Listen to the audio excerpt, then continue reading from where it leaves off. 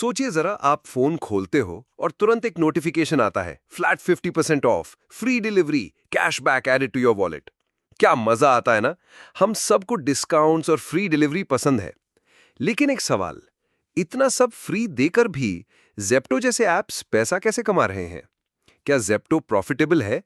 अगर नहीं, तो इन्वेस्टर्स इसमें इतना पैसा क्यों लगा रहे हैं? आज हम समझेंगे जेप्टो की कहानी और उसके पीछे छुपे हुए कुछ इंपॉर्टेंट बिजनेस कॉन्सेप्ट्स। जेप्टो की शुरुआत हुई थी किराना कार्ट नाम से, जहां स्टैनफोर्ड के दो ड्रॉपआउट्स आदित्य पालिचा और कैवल्य वोरा ने लोकल किराना स्टोर से ग्रोसरीज डिलीवर करना शुरू किया। लेकिन जल्दी ही उन्हें प्रॉब्लम समझ आई। पार्टनर स्टोर्स के पास लिमिटेड स्टॉक होता था, डिलीवरीज डिले होती थीं और कस्टमर एक्सपीरियंस कंसिस्टेंट नहीं था। तब उन्होंने अपना बिजनेस मॉडल चेंज करने का डिसाइड किया। 2021 में उन्होंने अपने बिजनेस नाम बदलकर रखा जेप्टो और इंट्रोड्यूस किया डार्क स्टोर मॉडल। अब डार्क स्टोर क्या है? डार्क स्टोर एक छोटा सा वेयरहाउस होता है जो पब्लिक के लिए ओपन नहीं होता।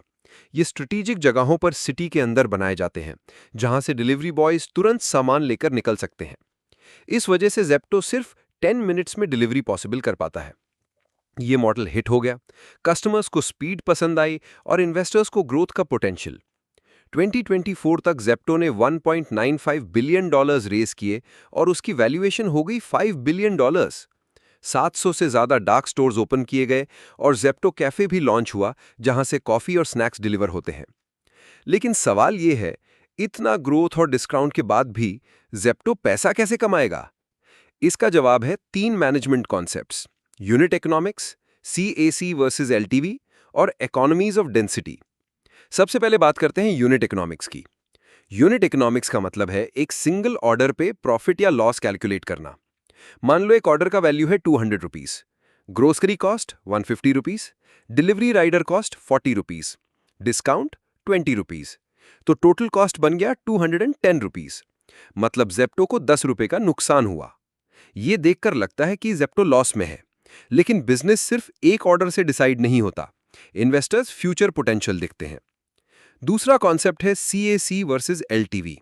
CAC मतलब कस्टमर एक्विजिशन कॉस्ट, नया कस्टमर लाने की कॉस्ट। LTV मतलब लाइफ टाइम वैल्यू, एक कस्टमर से कंपनी को लॉन्ग टर्म में कितनी इनकम होती है। जब जेप्टो शुरू हुआ था, CAC बहुत ज्यादा था। डिस्काउंट्स और मार्केटिंग पर हैवी स्पेंडिंग होती थी।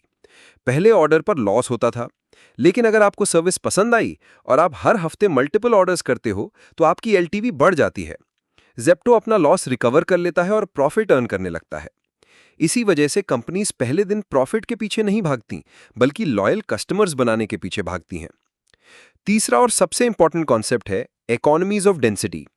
सिंपल शब्दों में, जितने ज्यादा ऑर्डर्स एक स्मॉल एरिया से आएंगे, उतना डिलीवरी का कॉस्ट कम हो जाएगा। अगर एक राइडर एक ही ऑर्डर डिलीवर करे तो कॉस्ट हाई होगी, लेकिन अगर वही राइडर एक रूट में 3-4 ऑर्डर्स डिलीवर करे तो एवरेज कॉस्ट पर ऑर्डर गिर जाती है। इसीलिए जेप्टो हर 2-3 किलोमीटर में डार्क स्टोर्स बनाता है।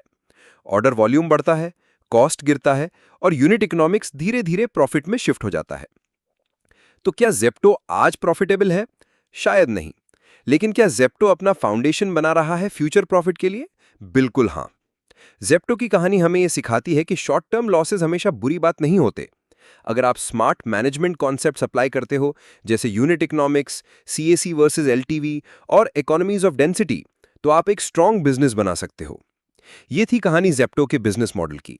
अगर आपको ये केस स्टडी इंफॉर्मेटिव लगी हो तो प्लीज लाइक और सब्सक्राइब करें और मुझे कमेंट्स में बताइए कि आप अगला वीडियो किस ब्रांड पर देखना चाहते हैं।